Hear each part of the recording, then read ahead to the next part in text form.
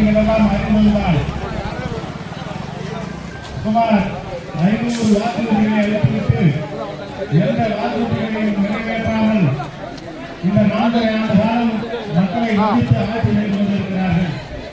நாங்கள் அதை செய்து கொண்டிருக்கிறோம், இதை செய்து கொண்டிருக்கிறோம் என்று சொல்லி குறிப்பாக இந்த ஊரக வேலை உறுதி திட்டத்தை 150 நாட்களாக வழங்குவோம் என்று தேர்தல் வாக்குறுதியை வழங்கிவிட்டு 100 நாட்களே வேலையை வழங்காமல் வஞ்சித்து வருகிறார் என்பதை குழுவிற்கும் அனைவருக்கும் தெரிந்தது.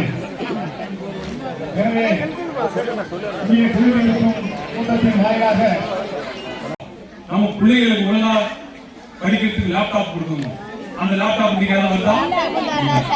வேலைக்கு போற பெண்களுக்கு 3 லட்சம் ஸ்கூட்டி மானியத்தில் கொடுத்தாரு எடப்பாடியார்.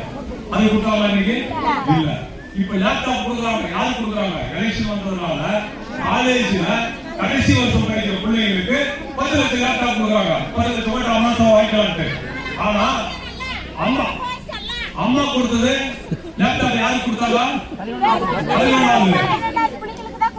11வது என்ன வயசு பிள்ளைங்களுக்கு ஓட்டுக்குதா? 15 வயசு ஓட்டுக்குதா? இல்ல. ஆனா அம்மா கொடுத்தாங்க. எதுக்கு கொடுத்தாங்க? பிள்ளைங்க படிக்கணும். ஓட்ட மனசை வச்சு செஞ்சு அம்மா செஞ்சாங்களா? இல்ல. எடப்பாடி வந்து அதே லேப்டாப் கொடுத்தாரா இல்லையா? கொடுத்தாரு. அவரும் ஓட்ட மனசு வச்சு கொடுத்தாரா? இல்ல. ஆனா இன்னைக்கு டிகிரி முடிச்சு பிள்ளைகளுக்கு கொடுக்குறாங்க. எதுக்கு கொடுக்குறாங்க? எலெக்ஷனுக்காக ஓட்ட வாங்கிக்கலாம் கொடுக்குறாங்க. தண்ணி வழி ஏறிக்கிச்சு. தண்ணிக்கெல்லாம் காசு கேட்டுருப்பாங்க.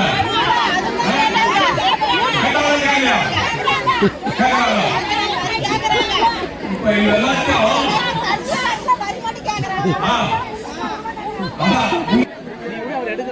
1000 ரூபாய் 3 மாச காசு ஒன்னா போட்டாங்க. இல்ல இப்போ போட்டுக்கிறாங்க. ராத்திரி போட்டுக்கிறாங்க. வரலையா?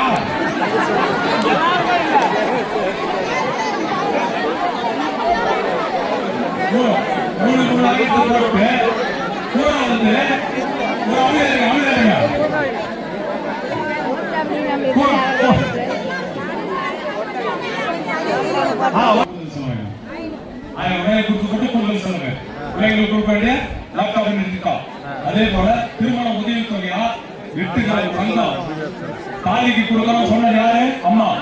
எடப்பாடியார் கொடுத்தாரா? கொடுக்கலையா? கொடுத்தாரு. இன்னைக்கு கொடுக்குறாங்களா? இல்ல. 1 லட்சம் போன உடனே அந்த காசை மிச்சம் பண்ணிக்கிறாங்க. ஆக இப்படி எல்லாத்தையும் அது இல்லாத மகப்பேறு உதவி தொகையா 6000 12,000 18,000 உயர்த்தி கொடுத்தது அம்மா. இன்னைக்கு அது கொடுக்கறத கூட தயக்க மாட்டாங்க. இப்படி இருக்கிற சூழ்நிலையில இந்த 100 நாள் வேலை திட்டத்தை இன்னைக்கு 125 நாள் உயர்த்தது யாரு? 125 நாள் உயர்த்தது யாரு? எடப்பாடியார் கோரிக்கை வச்சாரு. பாரத பிரதமர் மோடி அவர் வந்து உயர்த்தி கொடுத்தாரு. ஆனா ஏற்கனவே இந்த 100 நாளே கொடுக்கறதுக்கு இல்லாம தான் இவங்க தடுத்தாங்க. அது கூட கொடுக்குறது உங்களுக்கு 20 நாள் 30 நாளைக்கு மேல வருதா? இல்ல. அதே மாதிரி கடந்த எடப்பாடியாரோட ஆட்சி காலத்துல இந்த வாரம் வேலை செஞ்சீங்கன்னா அது எத்தனை நாள் பணம் வந்துச்சு? 15 நாள்ல வந்துச்சா இல்லையா? வந்துச்சு. இப்ப பணம் எத்தனை நாள் வருது? 12 வாரம்ல. அப்ப ஆட்சி நடத்துறது எப்படி நடத்துறாரு ஸ்டாலின்? மக்களை ஏமாத்துறாங்க நடத்துறாரா இல்லையா?